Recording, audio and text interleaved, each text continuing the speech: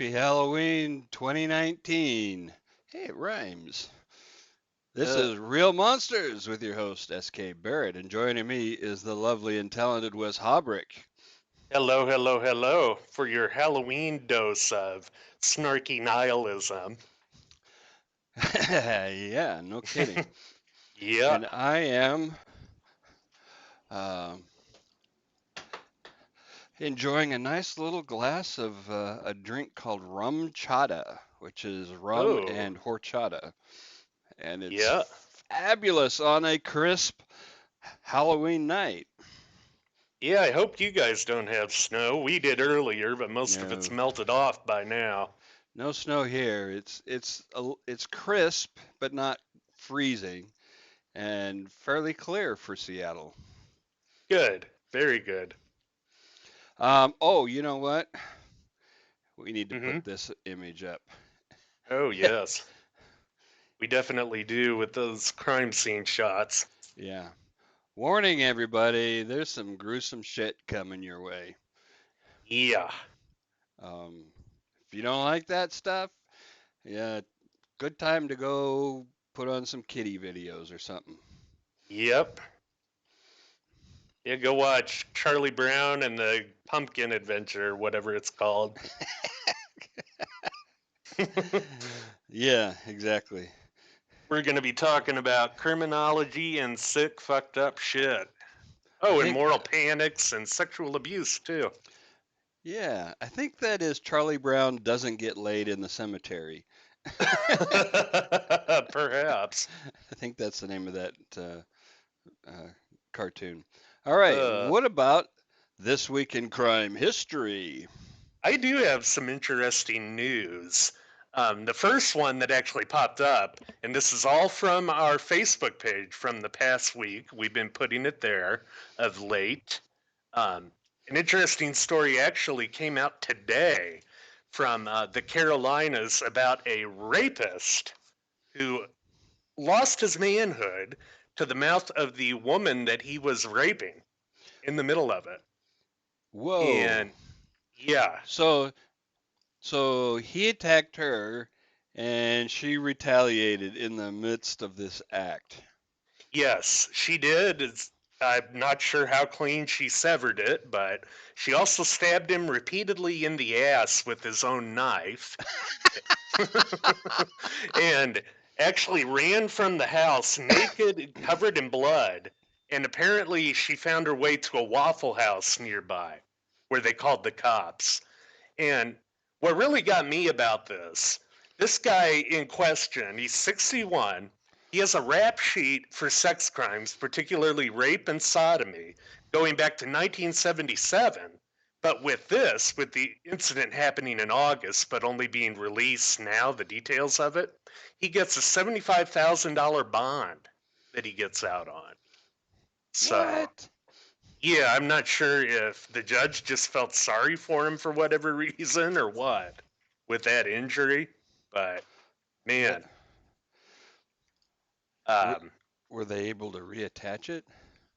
the only bit about that I saw was that he was in surgery. Mm. So not sure how successful it was or anything, but and it, let's see a couple. Interestingly, I've heard some reconstructive surgeons mention that in some cases, a clean cut it makes it harder to reattach certain body parts. Really Yeah. interesting. Do that with the. I think I remember reading something about that with John Wayne Bobbitt sometime, Hmm. probably. But yeah, and a couple other items. The Epstein findings, where you have the pathologist suggesting that it's homicide. Um, Bader, right? yeah, I like what a friend of mine had to say about that. And in other news, the pathologist confirmed he is still dead. So, yeah, it Well, I really didn't mean, they change just much. re-examined the reports, right? I mean, they didn't actually do their own exam. Yeah, I can't imagine they would have like exhumed his body or anything like that. Um, yeah, just going over the findings of the first run through with that. But of course, you have, the memers on the internet just going to town, having a lot of fun with that, which is Well, kind of fun to see. it is. It is a lot of fun, and people love a good conspiracy, and there were some weird findings in the report anyway. Yeah, oh, absolutely. Yeah, it's definitely a weird case, any which way you look at it. Yeah. Um, but yeah, around that same day, people might have missed this. R. Kelly skipped a court appearance due to an infected toenail. Um, have you ever had an infected toenail? No, I haven't. I kind of did one time. It was like the corner of the toenail kind of gouged into my toe on the big Yeah. toe one time. It was sore. Shit, I've had two broken toes, a broken ankle, sprained ankle, torn ligaments, torn meniscus twice, and none of those things would have been enough to keep me out of a court appearance. Yeah. And especially one where you're looking at several different felony charges. Yeah. Man, damn. I mean, unless you're sedated and admitted to a hospital because you're so infected and in so much pain that you have to be in observed by medical professionals, that's bullshit. Yeah, oh, absolutely. Man. Now this next one I thought was even more bullshit, to be frank. Did you hear about the guy who got $11 million off of the city of New York after he drug an NYPD officer with his car? Okay, whoa, whoa, hold on. The This guy who guy, got the money is the guy who was driving a car and he dragged a police officer with his car. yes, and the officer's partner shot once, hit him in the neck, which caused some paralysis on his right side, which I can't think of a more justified Mm. setting or instance for a police shooting than that. Well, that's You a big literally, Jesus. These governmental bureaucrats are such weenies. oh yeah, oh absolutely, and I would like to know as well how that same guy got off of a assault charge How is for this guy that. not in prison? Yeah. No, exactly. I mean, it was just a regular conventional stop because apparently this guy was high on a 2 week heroin bender and his car Jesus. rolled through an intersection. And when he refused to pull over and turn the car off, the one officer reached in, tried to grab the keys. And that's when he took off and started dragging him. That's insane. I don't know how you would get off an assault charge, more or less $11 million out of the city of New York for something like that. Damn. But um, had an interesting case of a professor who is getting a manslaughter charge after his autistic son drowned in his pool. And apparently the boy was restrained somehow. Was he trying to teach him to not be afraid of water? I am not totally sure about the rest of that story, but I know it's not excusing anything, but I know a lot of parents of kids with autism will go through so much and get, desperate just trying to treat it. Um, you know, but yeah, we'll definitely keep a beat on that one when more comes out. Um, oh, and another one from the 29th, not to scare people, but bag of heroin found in a New Jersey kid's um, Halloween candy bag. Of course, he gets stories like that almost every Halloween, you know, definite outliers, but Yeah. check your kid's candy, you You know. know, most it's yeah, check their candy, but you're not going to find anything. You're really not. Right, exactly. This is an urban legend that goes back at least to the 60s. Oh yeah, razor blades and apples and what have you. Yeah. Yep. Um, let's see. The grandfather of the toddler who fell out that cruise ship window was charged in the death. Oh, God. Horrible story there, man. There's no good outcome on this. No, not at all. That's a tragedy all around. But let's see. A Utah man shot a woman in her home and streamed her dead body over Facebook Live. That is another one I think we're going to Whoa, have to keep a whoa, beat whoa. on. Back you went over that way too fast. Yeah. Yeah, he shot her in her home and then streamed her body Not the as she shooting. was bleeding out over Facebook Live, is the way I understood it. Jesus. That's I would, okay. First of all, stupid. yeah, I don't understand why There people goes your feel a need to alibi. do that. Yeah, exactly. It seems you see that more and more in crime with the social media age. People feeling a need to put it out there to the world on their accounts everywhere. Um, just horrible. And you had another horrible case of the Brazilian womb raider.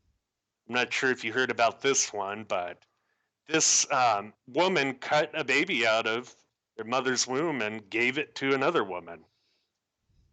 So, Jesus. God, people are fucked in the head. yeah. Um, Nebraska mom on the run after ending her 4-year-old's cancer treatment and accepting cash in the form of charitable giving and all sorts of money. It's another type of real monster right there, but It's oh almost it's kind of like a Munchausen by proxy kind of yeah, situation. Only you get the attention and the money. I mean, all the attention's geared around getting money. And so yeah, it's a con, but it's pretty fucked up. absolutely. Um, see, Florida pastor accused of raping a teen girl over 100 times kills himself before trial. No real surprise there if he did it. Not sure, but let's see. A Texas woman named Christian crushes her mom's head with a heavy wooden crucifix, killing Oh, her. I read this one. Actually, her name is Christian. Yeah, her name. Yeah, Yeah, I should just to have be wrote clear, it she. down that way. Yeah. Um, oh, did you see this one? I'm not sure how this happened, but there was a manhunt going on in Georgia after a rapist convicted to life imprisonment was accidentally released by jail Uh, staff. Oh shit, you know, egg on you our could. face there. Yeah, somebody's in trouble, but it's not. It's really not his fault, is it? He didn't try to escape. He just didn't stop him from letting Yeah. him go, right? Oh yeah. Oh, I'm sure he'll incur charges to that effect if for no other reason than to cover their ass some with Oh that. yeah. Hopefully, But yeah. Hopefully they don't just shoot him just to cover it up. yeah, I mean, definite updates on that if we hear any more. Um, let's see. Actor Jared Padalecki arrested for assault in Austin, Texas on the 27th. He is from, I believe, Smallville and Gilmore Girls, his big things. Ah, yeah. And in getting close to the end, Florida woman is pulled over with a guy in a dog cage in the back of her truck, So apparently. what's wrong with that? Yeah, I'm not sure either, aside from it being Unsafe? Florida and weird, but You're not supposed to uh, ride in the back of a pickup, I understand. yeah, In a lot of states. yeah. I wonder if they have a law to that effect in Florida. I have to look here in a little bit, but oh, and then the final one that I had here for the Halloween version, as we like to end on one that's a little more funny and upbeat.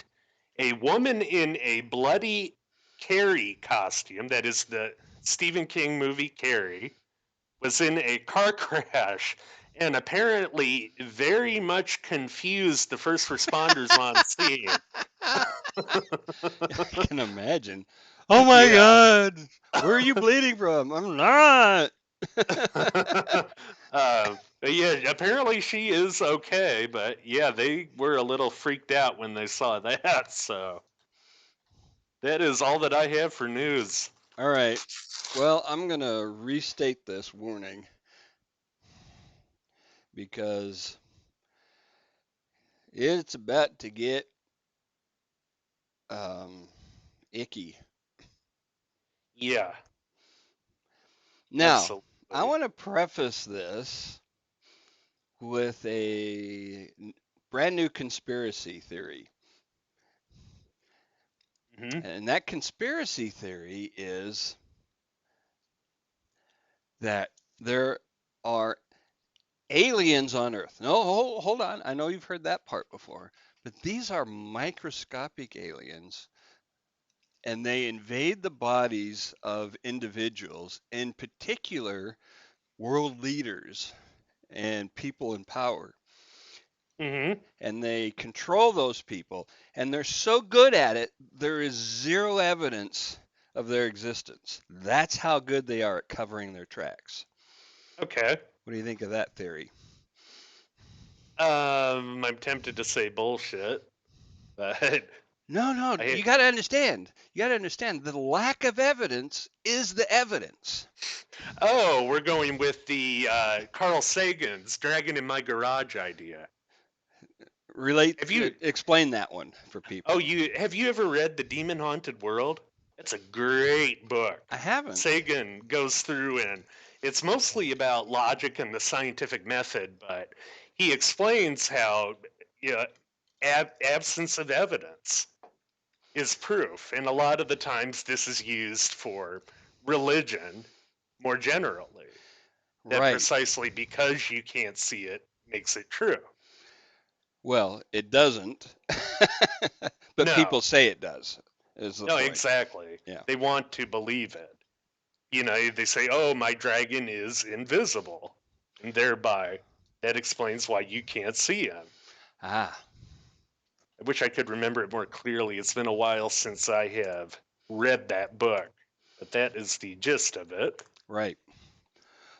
Well, the reason I bring that up is because that is exactly how people describe the satanic um, cult um, influence throughout the country and the world.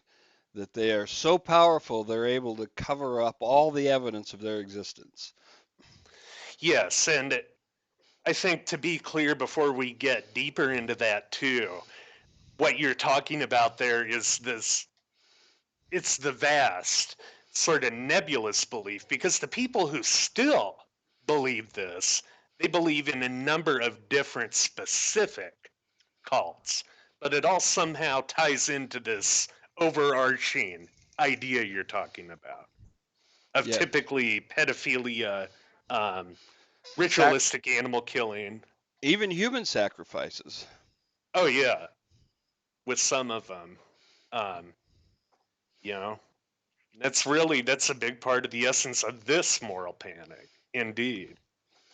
The police officer who's trying to talk about the smiley face killings, who's trying to claim that's a thing, I believe he has mentioned satanic cults being behind those as well. Oh, uh-huh. Yeah, that wouldn't surprise me. You might hear other people call it like the Illuminati, Rosicrucians, even the CIA. It sort of transmogrifies Yeah. across time. You know, Pizzagate could be another example. if there's people love conspiracies, they love to think that there is some guiding hand behind the good and evil in the world. And frankly, I think it's just people. Oh, I completely agree.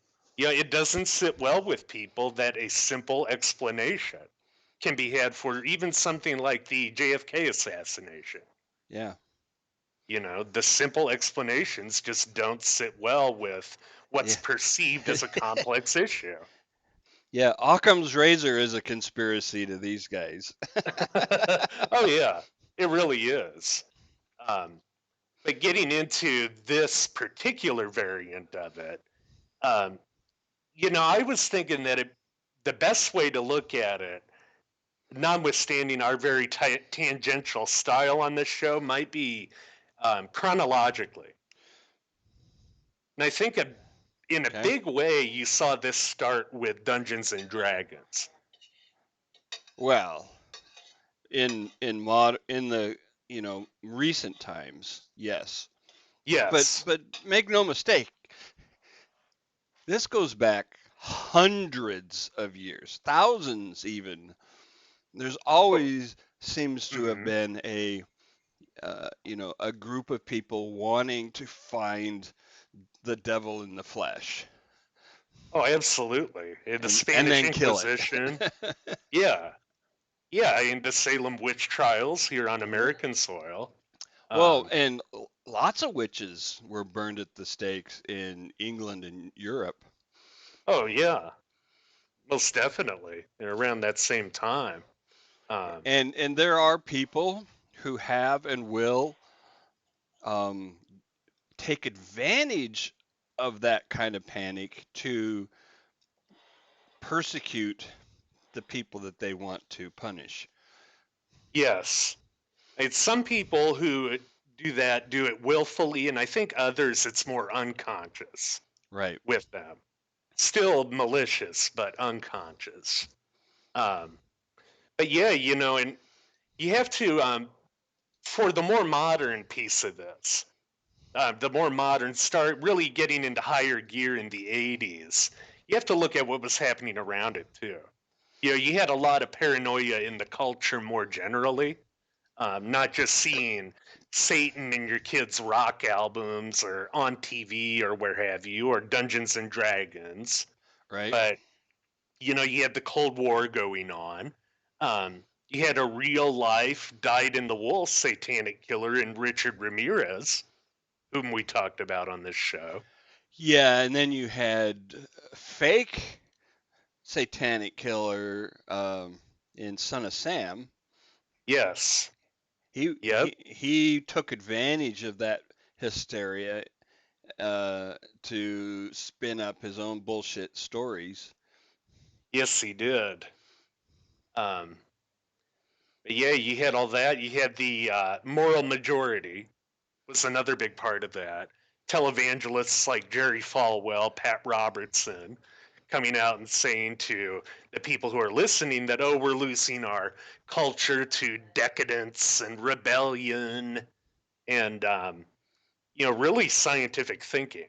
Hmm. They didn't like that kids were getting schooled in that, I think is a big part of it.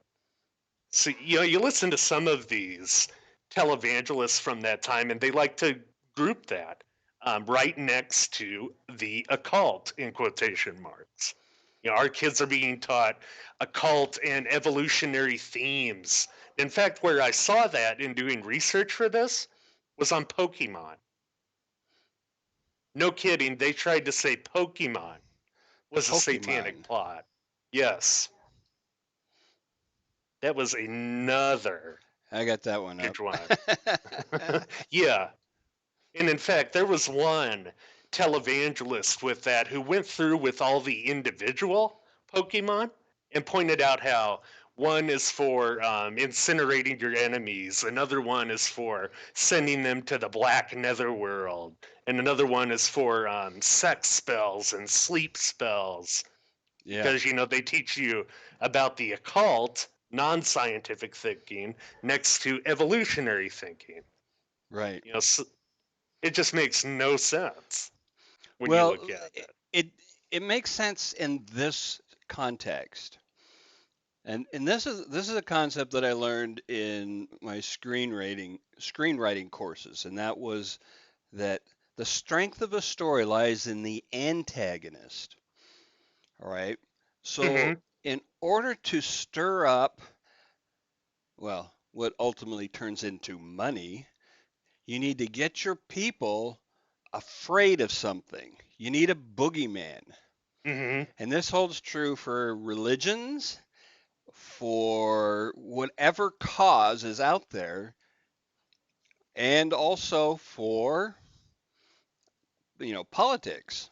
You need a Mm-hmm. boogeyman. And the bigger and nastier and scarier the boogeyman, the more money you make. Mm-hmm. And this is, which is one of the reasons why, you know, charitable causes will never disappear. Mm-hmm. They Oh, will, absolutely. they have their cause. We want to get rid of this problem in the world. They're never going to do it because that means they have to shut down and stop taking in money. Mm-hmm. But they're never going to Yeah. do that. So they're always needing to have a boogeyman to be make their followers afraid. Mm-hmm. Yeah. Oh, absolutely. Um, there's so many absurd examples with that, and even looking at like heavy metal figuring into this, Yeah, bands like Black Sabbath, AC/DC, where they tried to say that stands for what was it? Antichrist, Antichrist something, Devil's Child yeah. was what they tried to say, or Kiss, Knights in S Satan's Service. right, I remember that. And there was talk about uh, Knights in White Satin song from Moody Blues. Moody Blues. Lots of Led Zeppelin songs, even though they're kind of just band nerds. Yeah. Oh, exactly. Yeah, and backmasking, where they Yeah. Oh would yeah, yeah. Backman. supposedly put in the coded messages, Right. and people find it, and they would, of course, before they would play it to people who would hear the backmasked message, supposedly, they would say what they think it is, and that has a tendency to poison how you're going to hear something. Which is interesting that you mention that because it plays into some of the cases we're going to talk about. Hmm. That poisoning the mind, so to speak. Absolutely. And it definitely does. I think probably no nowhere more so with those cases than the McMartin preschool. Wouldn't you think? Oh, yeah. That is the I don't know, the banner case for false memories. Um, Hmm. but there's also um, not false memories. The McMartin was children to a large extent, but what you end up with adults is you get false confessions. Hmm. Oh, absolutely. And the dynamics are not that different between them talking to a therapist that way and being led by a detective that way, which plays into our other big case tonight, the West Memphis Three and the child murders of Robin Hood Hills. Yeah. Um, and So, whichever one you'd want to start with that or others. I think because McMartin is um, so grotesque and overwrought, it might make it easier to understand Memphis after digging into McMartin. Okay. Yeah, I would agree with that. And also because it happened first chronologically. Um, but let's see, that was 1983, I believe, when this started. These accusations at the McMartin preschool in Los Angeles started in 1983 with one accusation against one teacher, which it ultimately went to a total of 7 teachers and administrators at this school. But what was Wow. interesting about that, come to find out when they may have had a little bit of evidence with that first one, but it was tainted by, first of all, this child's mother being not really all that reputable, being psychotic and a drunk.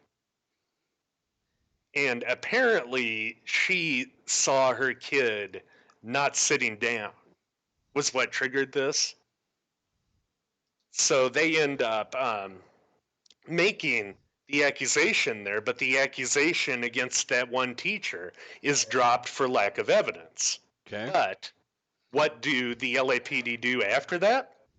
They send a letter to about 200 parents at the preschool and affiliated with it that says, we had this accusation and nothing came of it, but you need to talk to your kids, particularly about child porn, about sodomy,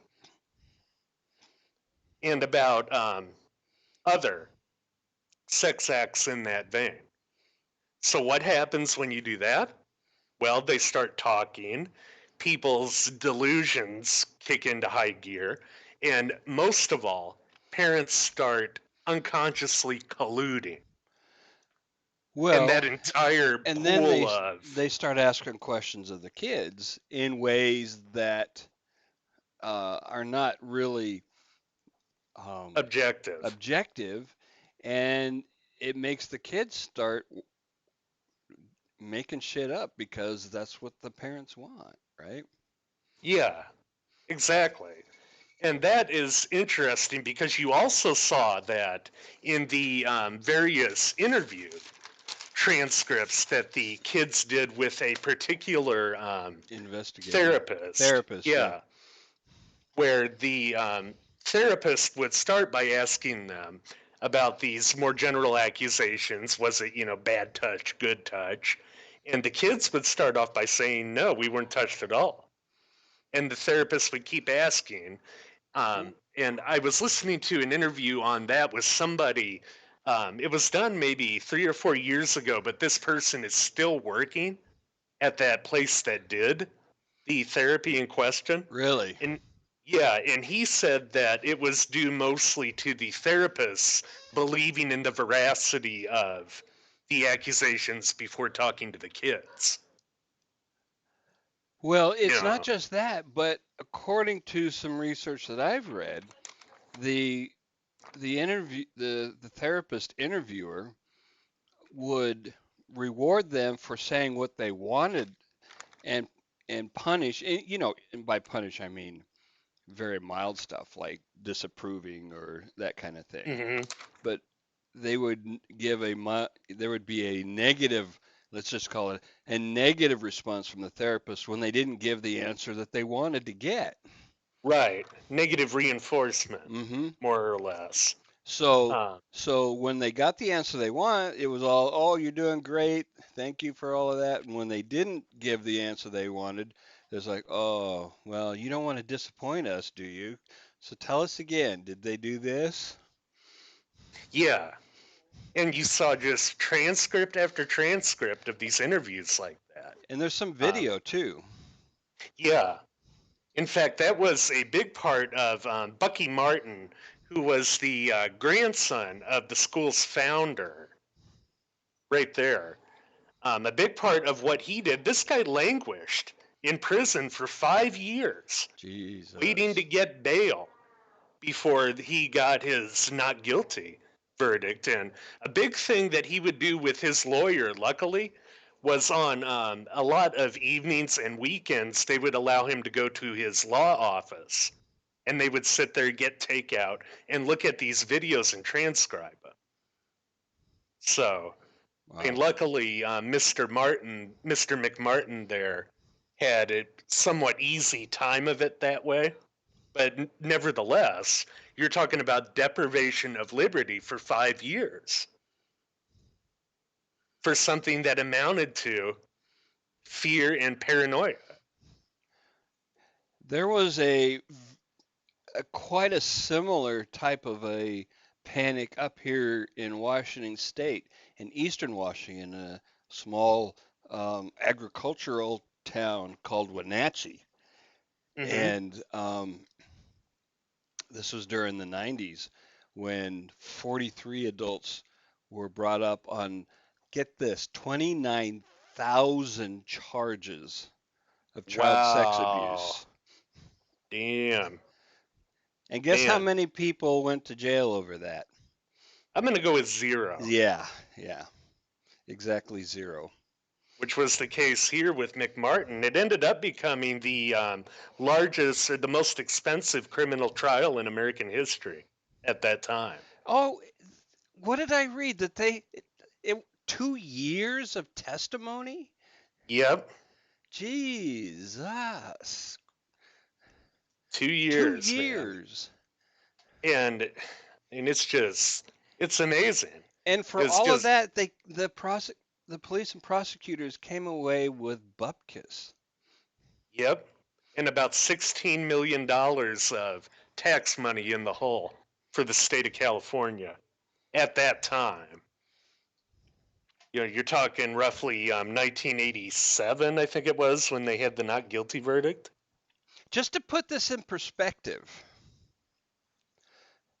O.J. Simpson's trial went on for like 4 months Mm-hmm. for the murder of what, two people. Wow, that's amazing, man. This case had testimony for 2 fucking years. Jeez, it's hard to wrap your mind around, and all caused by fear, paranoia, and fueled by, most importantly, a unskeptical press that was very hungry for headlines. Well, the press is never skeptical, I'm afraid to say. They Yeah, they very want few. sensational headlines. That shit sells papers and ratings and Hmm. advertising. They want, you know, they want shit to be crazy on camera. Absolutely. And it was them back then. I mean, you had people, totally shameless people like Geraldo Rivera, who did a Oh special on Jesus. that he later had to publicly, and I think in a lawsuit, apologize for his special on the McMartin School. But Yeah, well, I mean, come on. yeah, I mean, it's Geraldo Geraldo. is the definition of shameless. Yeah, pretty much. But By the way, he found exactly as much about McMartin as he did in, you know, in Al this Capone's Al vault. Capone's vault. Oh yeah. Uh, yeah, I mean, you had all that going on, and that is what spread it to other schools too. In schools all over the country, people were seeing this, where it didn't exist. They were seeing the devil in, pedophilia, in addition to all the other things that we had mentioned, the problems of the youth and the youth's music. Is your kid depressed? Whoa, he must be listening to Black Sabbath or what have you, or Judas Priest. You had two guys who died in a suicide pact, and their families sued Judas Priest Yeah. when they found an album in there. And luckily that suit was thrown out, but um, Now, I recall reading at one point that the FBI did extensive investigation into claims of satanic cults and came away with exactly nothing. that is totally correct. That actually gets more into the West Memphis case, um, Okay. where you actually had John Douglas, who we've talked about for several episodes on this show, came in and profiled that one, and he talked about that. But we'll get to it definitely. But some of the just the accusations too around McMartin. It Oh, said, they just kept getting crazier and crazier every month. sacrificing large cattle, Chuck Norris raping children, famous politicians, baseball players, other sports figures, actors and actresses. Um, and apparently they would use tunnels under the McMartin preschool to transport the Did they kids. ever But find tunnels? That is interesting because that actually gets into nuts today who still say that the McMartin accusations were true. Conspiracists, basically. And there was one by the name of Ted Gunderson, who was the head of the FBI somewhere. Wasn't that guy And in Fargo? oh man, yeah, her husband. It might have been his name. But yeah, the Mr. Gunderson, Agent Gunderson, he said that it was all this is satanic stuff is just a conspiracy to take down the Second Amendment and grab your guns. But Wouldn't yeah, s- w- wouldn't doesn't Satan like guns? I would think so. I would think But Satan would be kind of in favor of guns. but yeah, at any rate, before they tore down the preschool and built a, I think it's a laundry there right now, Mr. Gunderson had a what they were calling a second-rate archaeologist excavate the site. I guess this guy had some academic disciplinary issues against him for something. Shocking. And, and this guy said that he found evidence of tunnels, but other archaeologists who looked at it said that the only evidence of anything being buried there was trash. And apparently, the reason for that was around the time that this second archaeologist was talking about, it was common practice to just bury your trash. In certain parts of the country, for sure. Yeah, absolutely. So, and never mind Guess that what? they would Guess have what? to go through layers of That's concrete. that's what your city does, by the way. Yeah, yeah, freaking landfill. Yeah. But yeah, Gunderson is just, he was nuttier than a squirrel turd, in my opinion. Oh Yeah, my God. and I don't know what's worse, the damage to the McMartins who were just financially ruined from this, or the false memories that were implanted in these kids because of, Oh my God. uncritical Well, therapists. offsetting that a tiny, tiny bit is the discovery of the whole concept of false memories. I mean, it really it wasn't even a term until the McMartin case. Hmm. Yeah, and Nobody it's, thought that was that you could do that. And what hmm they've found since, a lot of therapists, um, inadvertently, in many cases, I will admit that, hmm inadvertently would lead their patients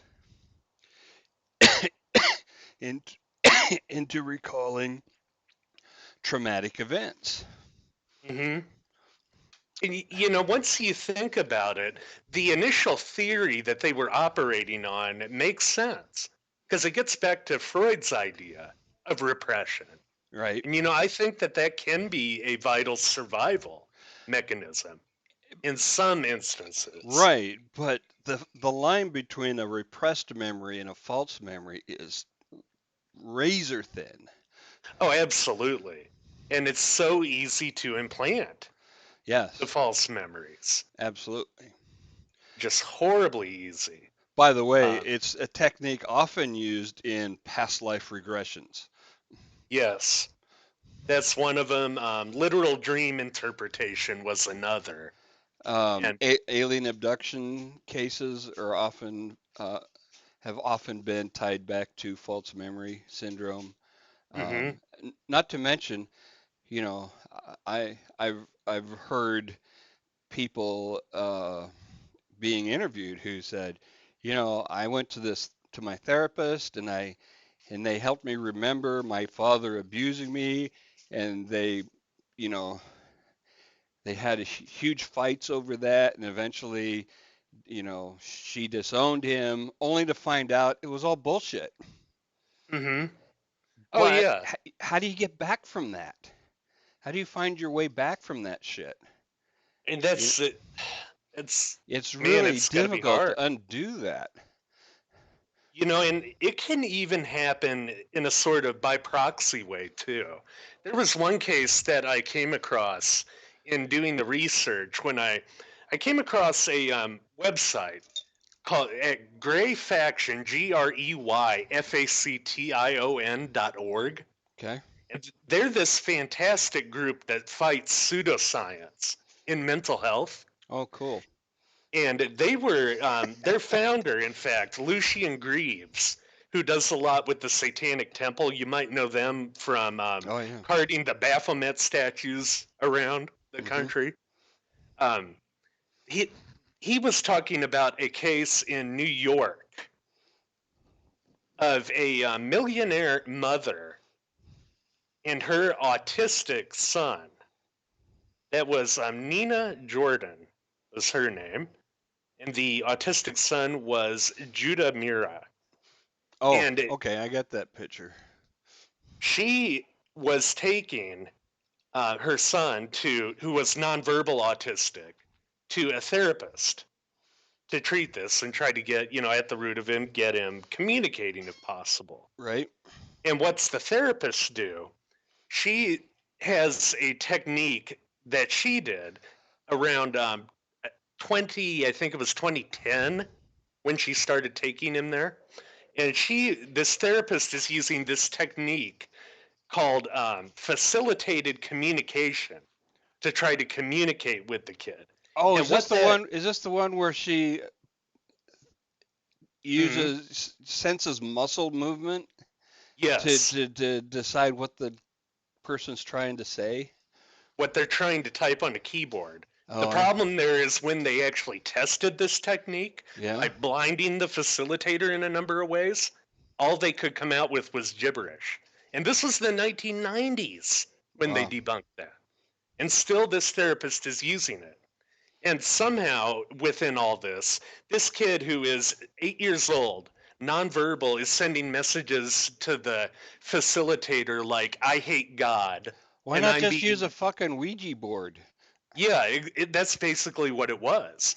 But he's sending messages like that, and messages like, I'm being raped in rituals, I'm being covered in goat's blood, and being cut.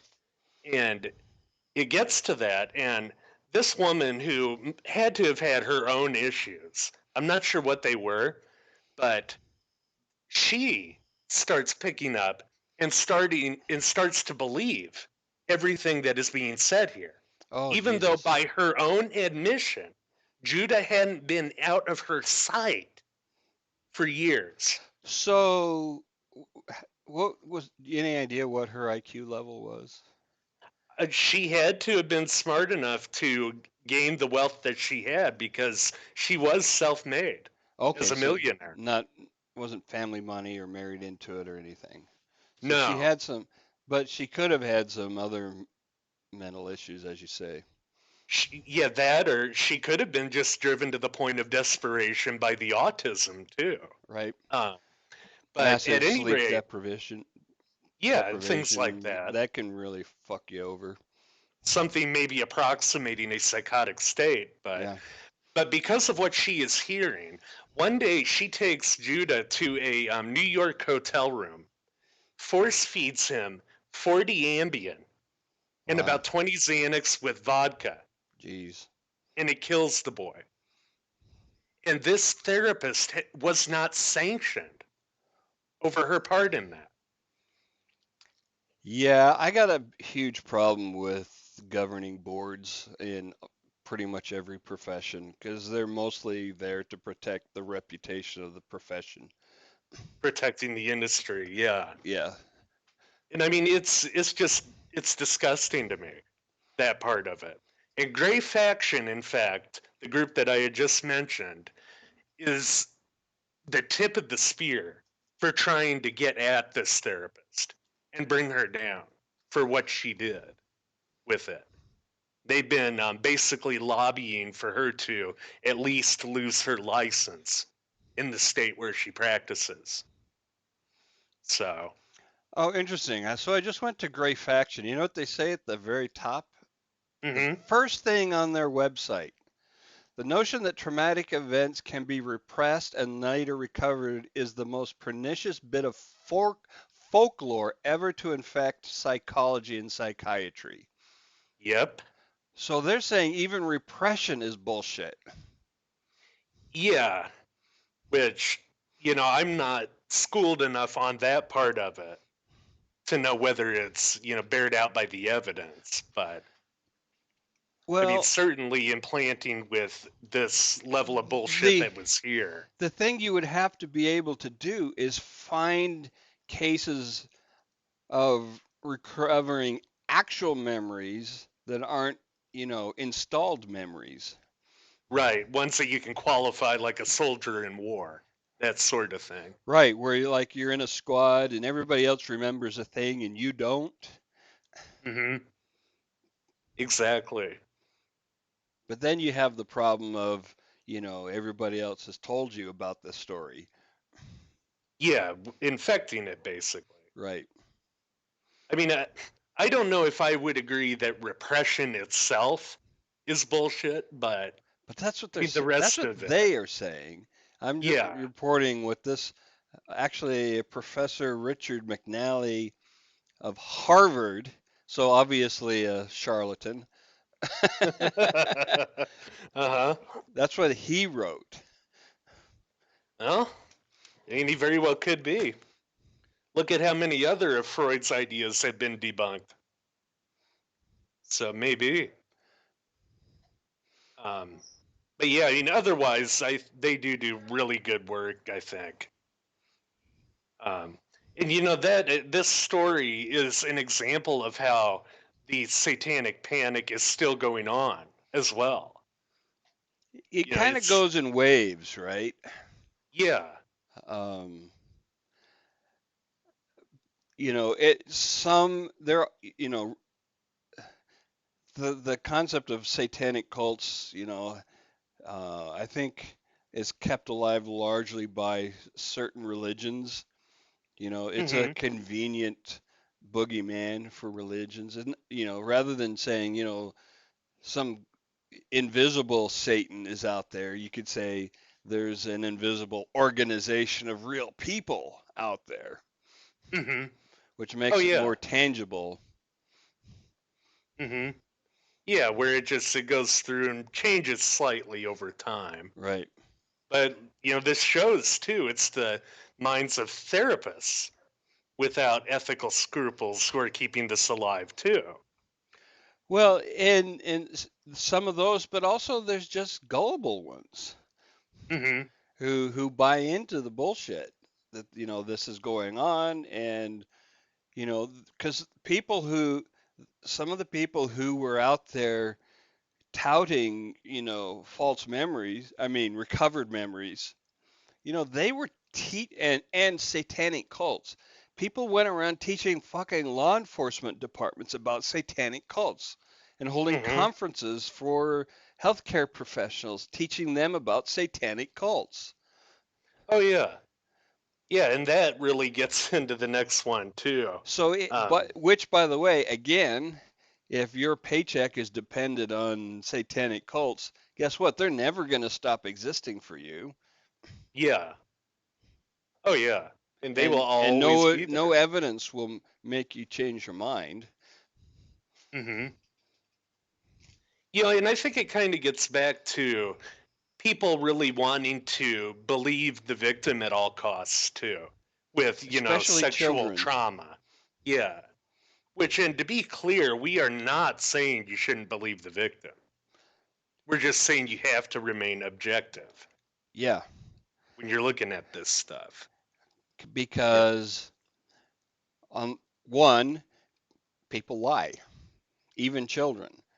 People Hmm. who say children never lie have never been around kids very much. Yeah. Because kids lie all the fucking time when it suits them, Oh, right? sure. And Yeah. people lie for all kinds of different reasons. Hmm. And regardless of whether they're telling the truth or not, you gotta have evidence. Yeah. Something to back it up. You're Um, not doing anybody a service by implanting those memories the way they have. so what's interesting is that getting to memories is that our memories are kind of bullshit anyway. Oh yeah, Um, there's research that has proven that they change a little bit every time you recall. every time you recall. So there's a great little um,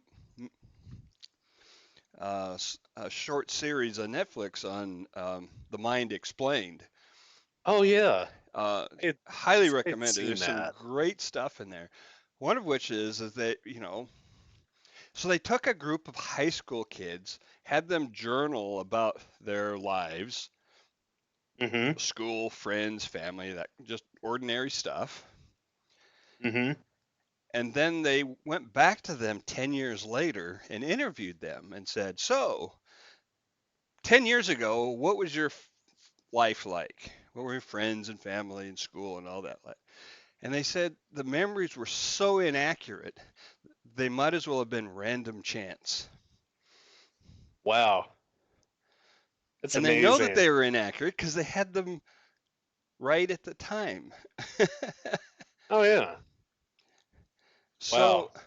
so the stuff, which is fascinating, and I think there's a real opportunity for improving people's lives. I just haven't quite put my finger on it.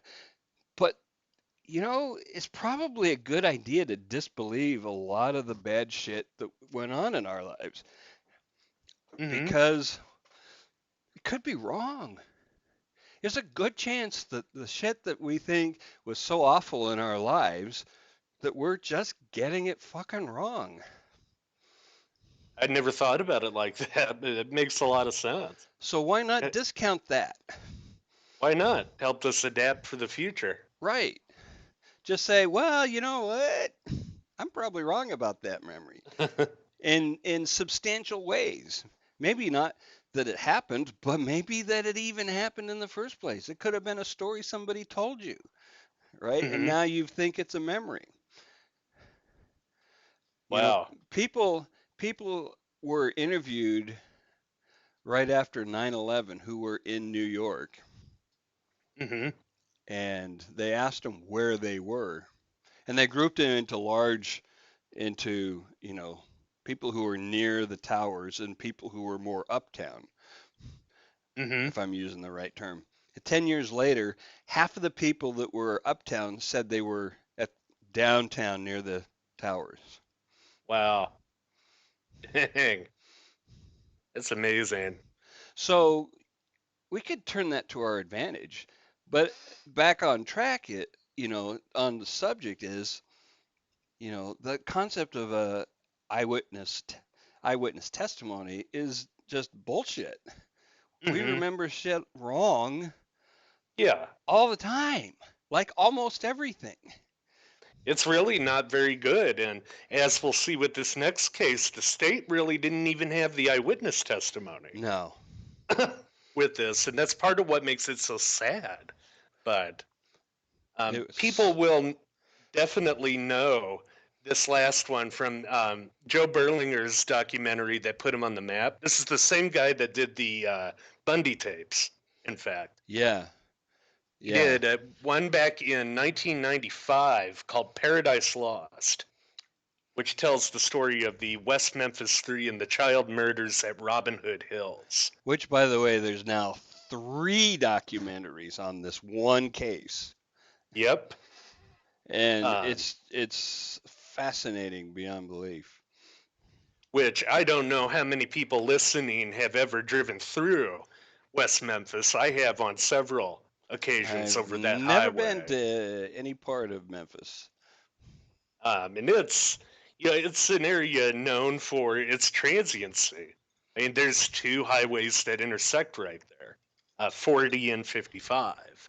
55 being Chicago to New Orleans, north south, So but major through major thoroughfare. thoroughfare. Yeah. Absolutely. But see, that was May the 5th, 1993. The bodies of 3 second graders, Cub Scouts, Steve Branch, Michael Moore, and Christopher Byers, were found bound and naked in the woods in this area. Wow. In the woods, not too far from a truck stop, in fact, that Yeah. services. Why was that both of never those looked at? highways? That's a good question too. Um, one of 'Cause that, several, but they showed in the first documentary they show an aerial shot of the truck stop, and then it pans over to the woods and the creek where the boys are found, and I thought, well, fuck, there's your answer. oh yeah. Well, and we have a shot of that, in fact, in addition to some of the crime scene shots. Yeah, But let me add that separately. it was roughly a month later, the West Memphis police take the confession from 17-year-old Jesse Lloyd Miskelly. And he confesses to allegedly watching Damian Eccles, age 18, and Jason Baldwin, age 16, um, rape and beat these kids out there in the woods again. Thanks for this map shot, by the way. That's great. Oh, no problem. And he also alleged that it was part of an occult ritual. Yep, we'll see it right there with the markings. I was just looking for the exact spot. Yeah, there you go, Yeah, close to the highway there. The green and red arrows towards that center. yeah, yeah, one, two, three, and then there's the bikes and the pipe bridge. Yeah, Uh, all of that, and then you know, mm-hmm. that structure to the left, just south of 61. That's the truck stop, which, by the way, has a truck wash. Mm-hmm. It does. It's not open anymore, but Okay, yeah. but it did at the time. It had a Yep. truck wash, meaning if you wanted to remove evidence, what a great place to do that. Oh, That's absolutely.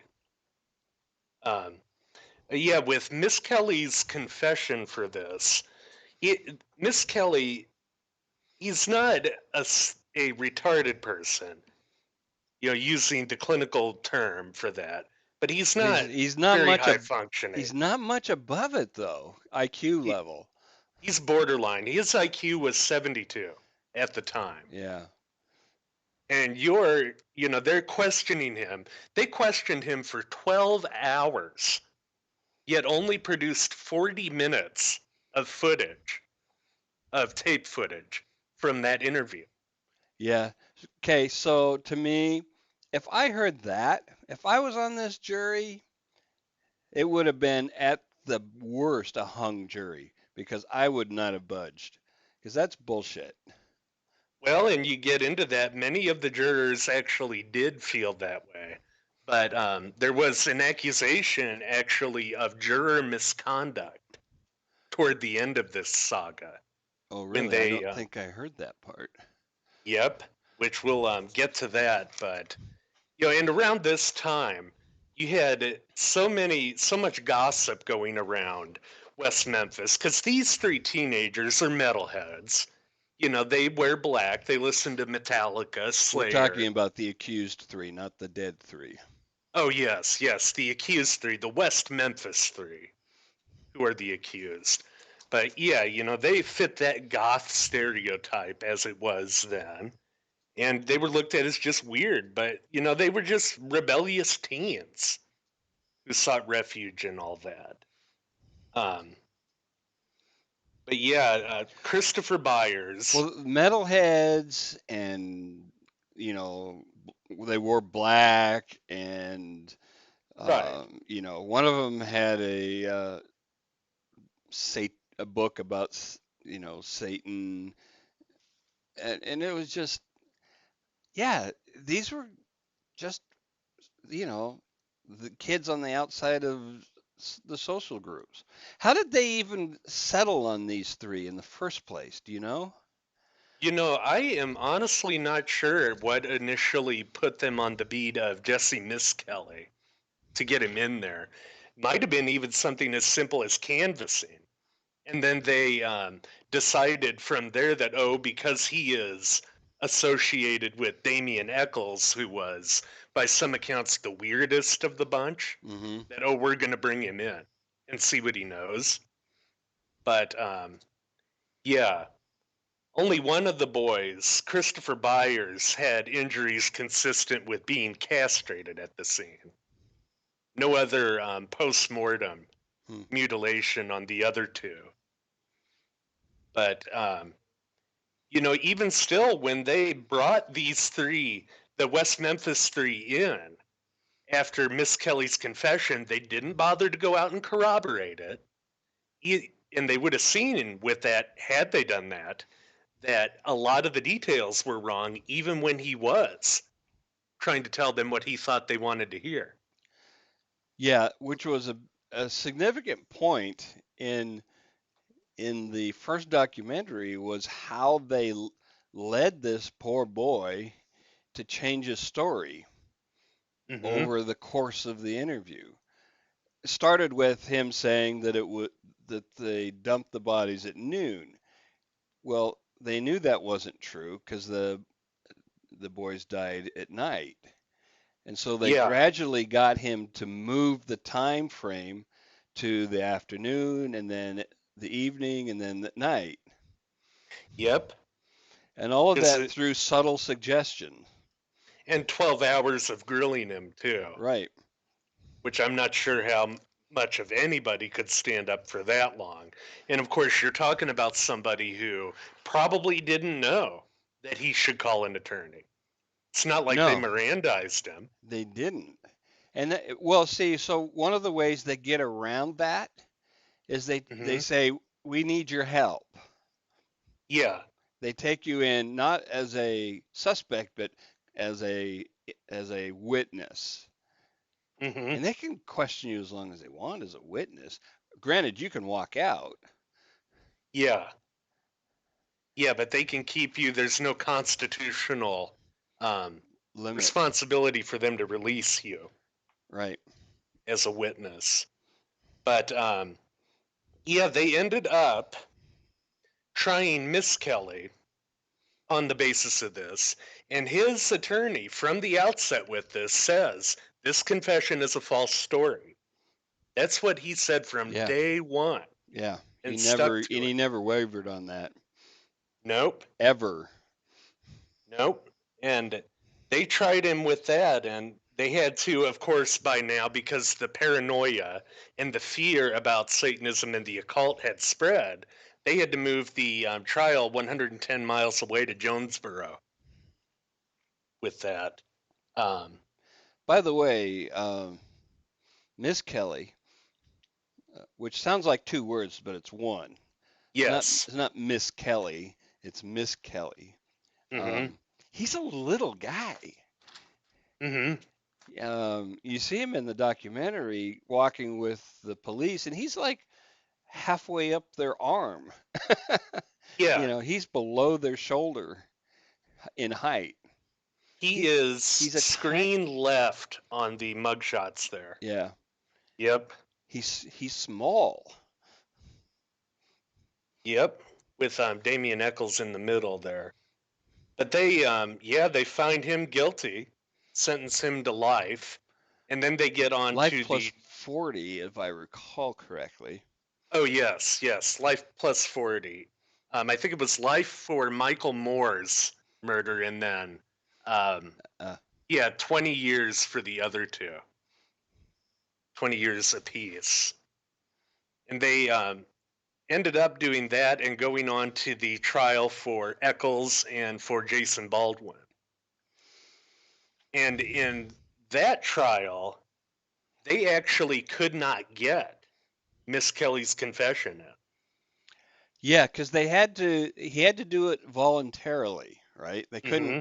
They couldn't just submit the testimony of the other trial, and in order to, without him being on the stand, Mm-hmm. and he had to agree, they couldn't force him to be on the stand, Mm-hmm. and No. so the only way to get him on the stand is to offer him a deal, but offering him a deal taints his testimony. Oh, Oh, yeah, you're exactly right. But I was just going through the notes and I found an answer to that earlier question. Okay. This was the Detective Mike Allen of the West Memphis PD. Yeah. He says, I brought Mr. Miss Kelly in before anyone labeled the three as suspects, just because he knew Damien Eccles, And why did they want Damien? known as the Weird Kid. Oh, That well. actually, this came out at trial. There was a juvenile officer around that area who apparently had been alerted by a Pastor Tom Stacy of the local Baptist church, who had said that Eccles told him he made a deal with the devil. Oh, And remember the atmosphere, fucking again. preachers, man. Yeah, it's another one where you have a bullshit expert coming in and saying, oh, yeah, all these kids are getting into the occult. Look at these reports of animals being slaughtered, you know, and Right. everything. But yeah, that was part of it, and that got into the trial. I was just going through the rest of that here. What was Steve interesting Brand. is that there was pretty much no forensic evidence found on the bodies. No. In fact, many of the examiners called it a clean crime scene on which you could project most any theory. And then the other big thing that was found when they were around in that area was planks being stuck into the surrounding swamps that weighed down the clothes. And I think the bodies too, before they dug them out Hmm. of that area.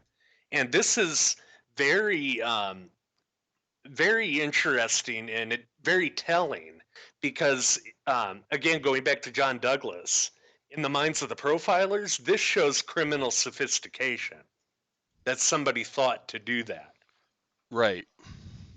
to weigh it down like that.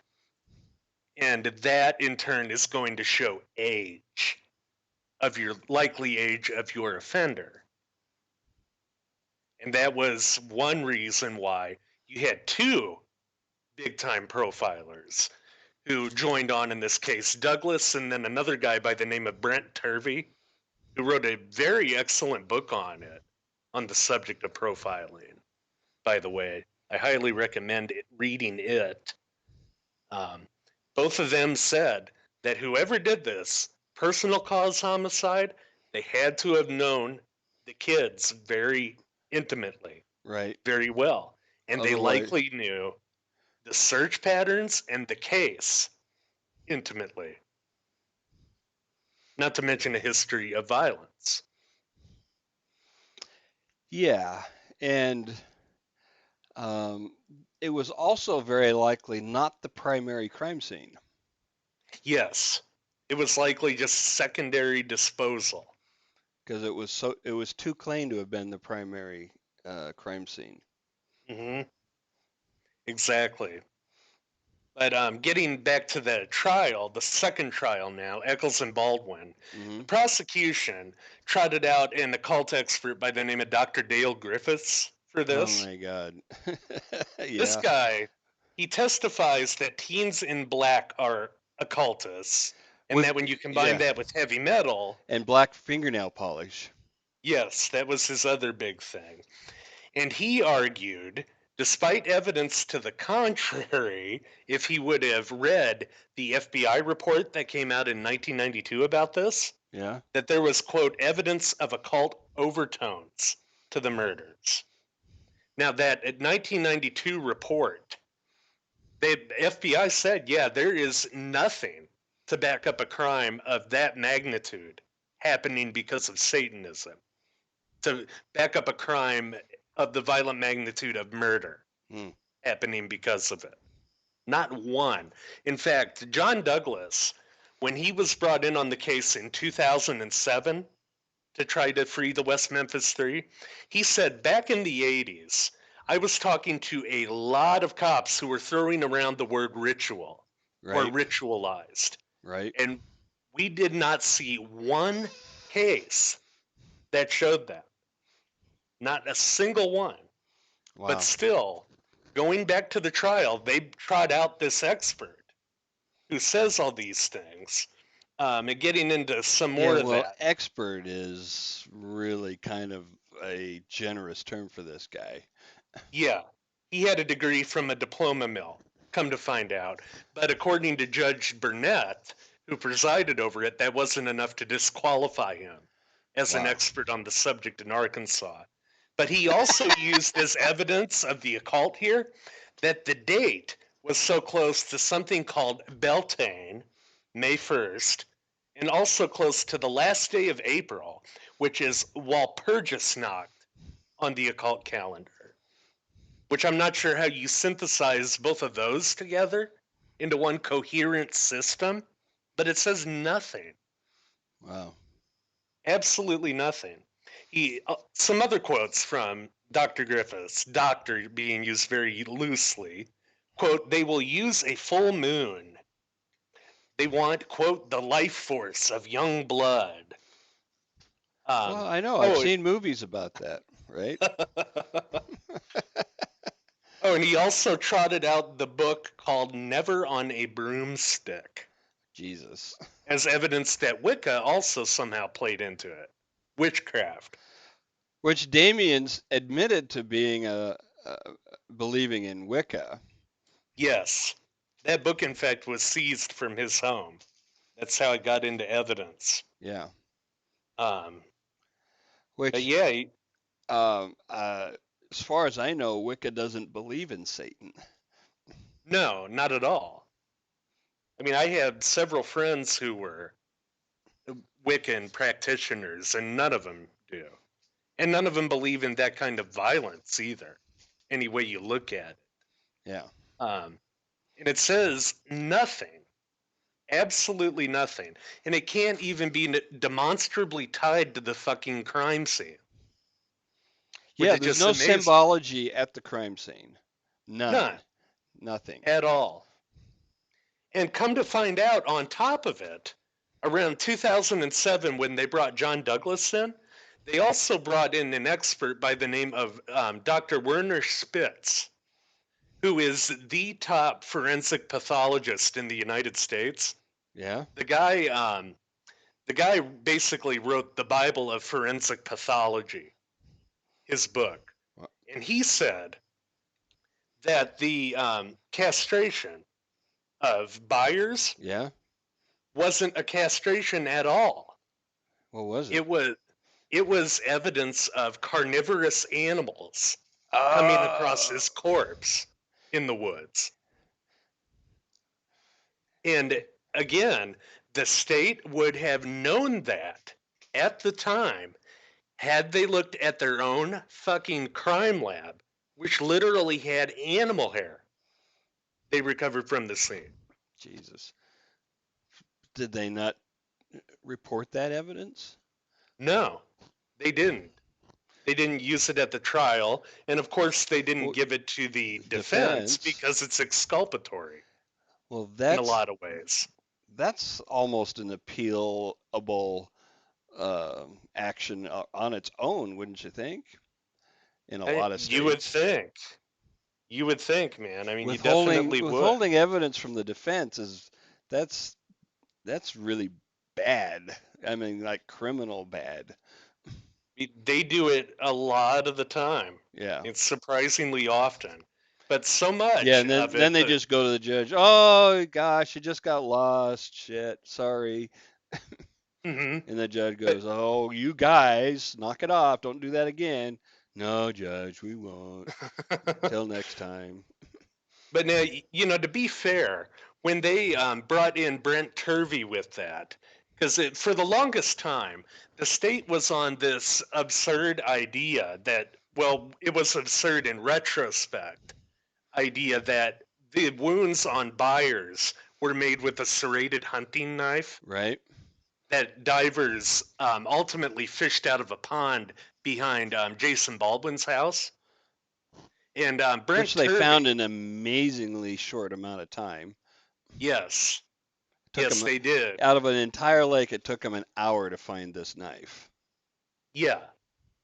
But even Brent Turvey was confused about that because his original theory with it was that it was a very skilled wound Mm. on Byers if you followed the wound tracks and the patterns. But even he, when they brought him in, didn't know about the animal hair that they found. Ah. But even still, the state didn't bother to do that. They just put it in their lab and it got buried, basically. So only in 2007, after those guys had been in jail for what, 14 years? Jesus. Um, it's just amazing. So nobody bothered to ask this question. So if these guys are part of a satanic cult, who else is in this cult? Yeah, you would think they would ask that, but Because nobody if ever did. if these three guys murdered these three boys and they're part of a cult and they did it as part of the cult, maybe we should find out what else going on in that cult. Yeah, maybe we should find if there's adult members. I mean, Yeah, and maybe they're planning some other shit that we should try and nip in the bud. They yeah, never even asked that question. nope. They were happy and they waltzed on out with their guilty verdict. But getting to the jury misconduct Yeah? allegation that also didn't come up until the 2000s with this, there was one guy who I'm not sure how he ended up hearing about the Miss Kelly confession, but he Okay. did, and he had his mind made up Oh, about, converting everybody else in that jury room to his way of thinking before he got on there. And we know this by talking to the paralegal of his lawyer, because apparently this guy grew a conscience after, and he went to an attorney and said, what can happen because these guys are still in prison at yeah. about 20 years after the crime? And, the attorney took his statement, and he, of course, can't say anything because of privilege, attorney client privilege, but his paralegal who heard could. Oh.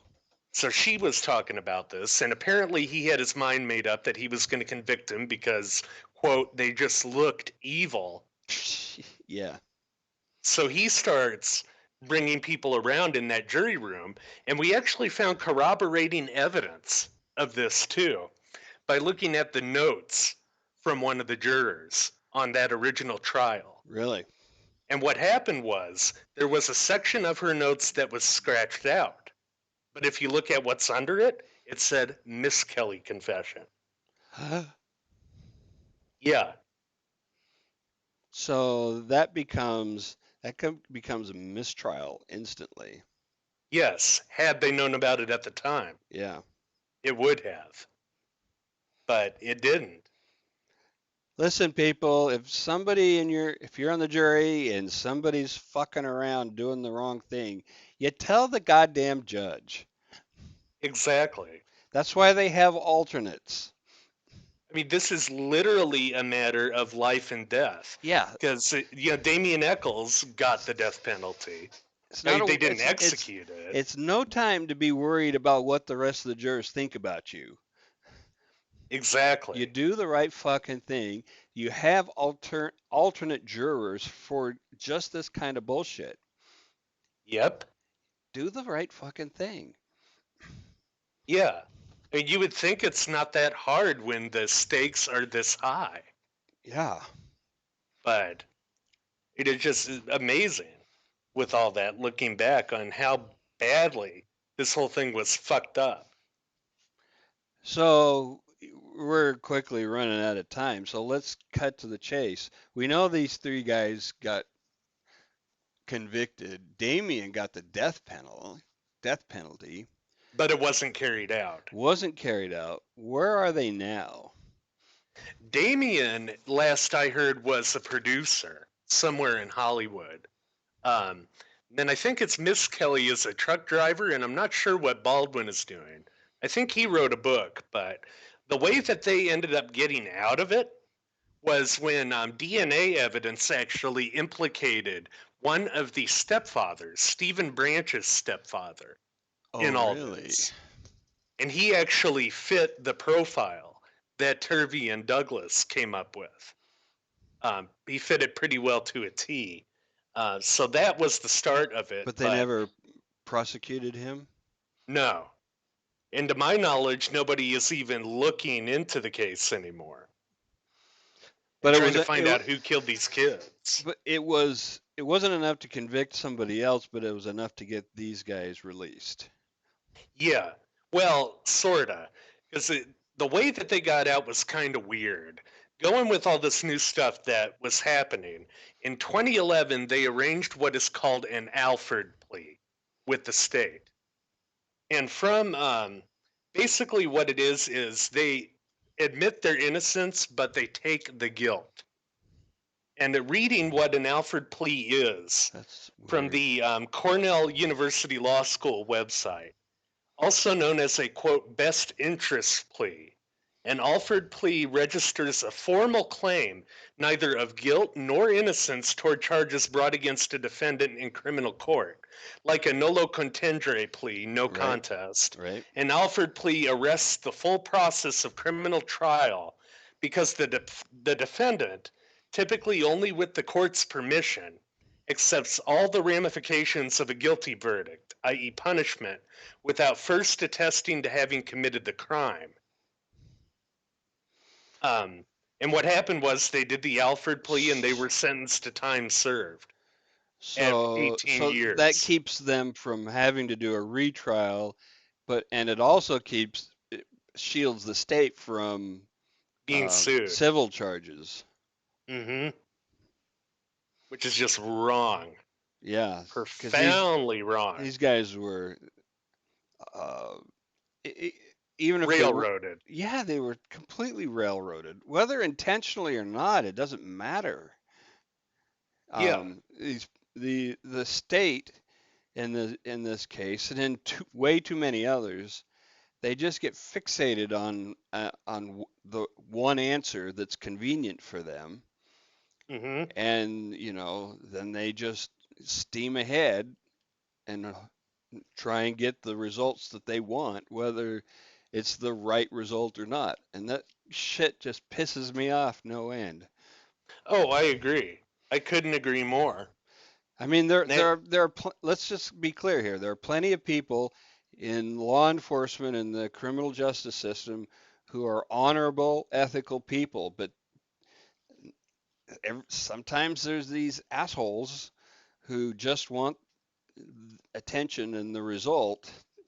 They just want to win. They just want to fucking win, and they don't yeah. care about anything else.